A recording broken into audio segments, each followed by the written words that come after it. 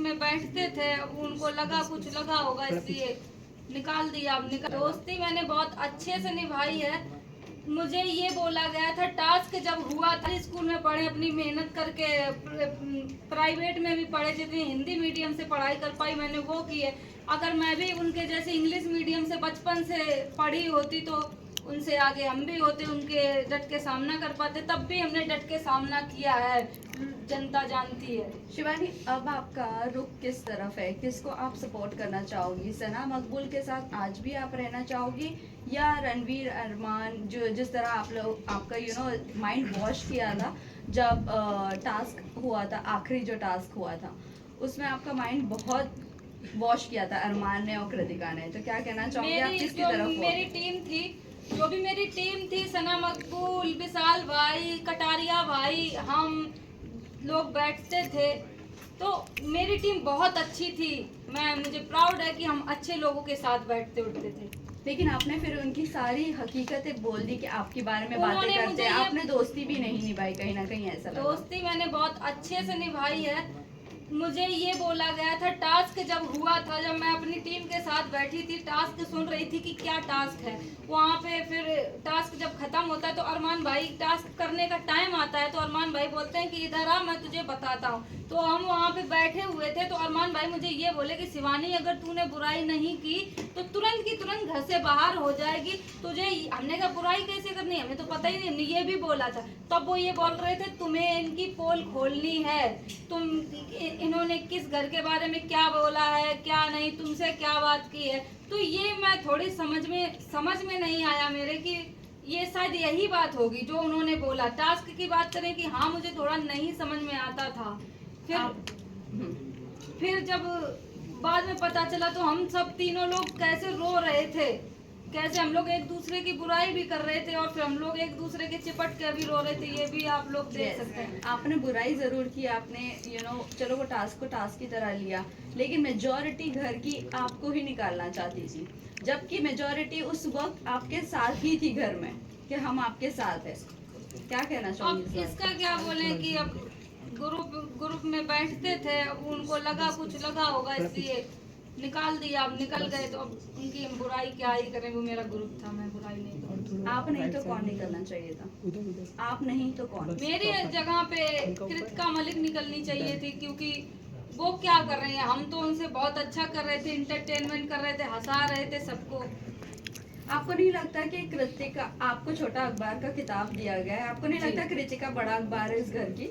बिल्कुल, क्योंकि उनको इसलिए नहीं बोला जाता था। आप लोग सभी जानते हैं कि अरमान भैया माइंड वॉश करने में बहुत उस्ताद हैं और तुरंत बातों में फंसा देंगे तुम्हें कि तुम ऐसी हो, वो तुम्हारे फेवर में बोल देंगे तो तुम पिघल जाओगे कि यार ये सही बोल रहे हैं। तो ऐसा ही मेरे साथ कुछ हुआ।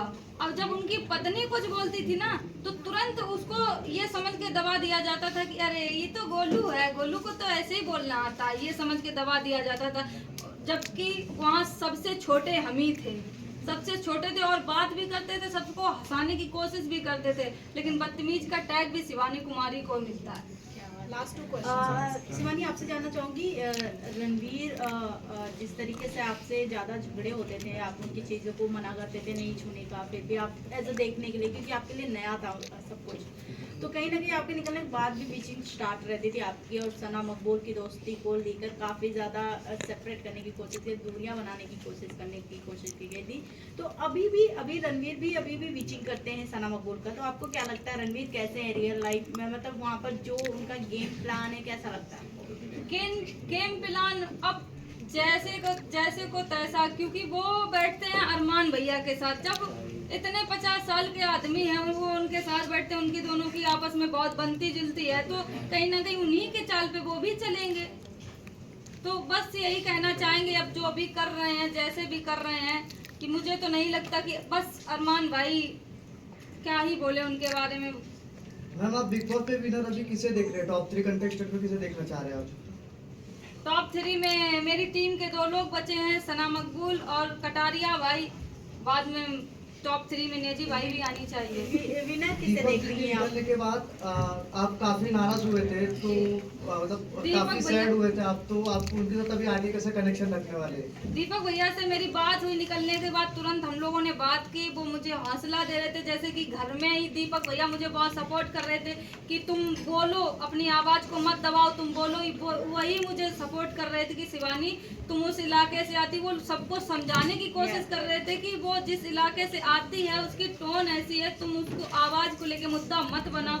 वो हमेशा बोलते थे, वो मेरे सपोर्ट में थे बहुत ज्यादा। विनर किसे देखती हैं आप शिवानी? Guys last question.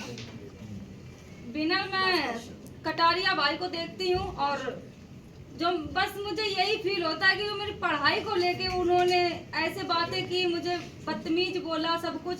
तो बस यही कहना चाहती हूँ, मैं बिग बॉस के घर से बाहर आ गई हूँ। जो भी मुझे बिग बॉस से पैसा मिलेगा, मैं उन गरीब लड़कियों के लिए ये करूँगी, पढ़ाई का काम करूँगी, वो आगे बढ़े। शायद कभी बिग बॉस में जाने का बहुत सारी लड़कियां ऐसे मौका मिल जाए, तो वो जो भी मुझे देख रही है, सबसे ज्यादा पढ़ाई लिखाई पे फोकस करो सब लोग।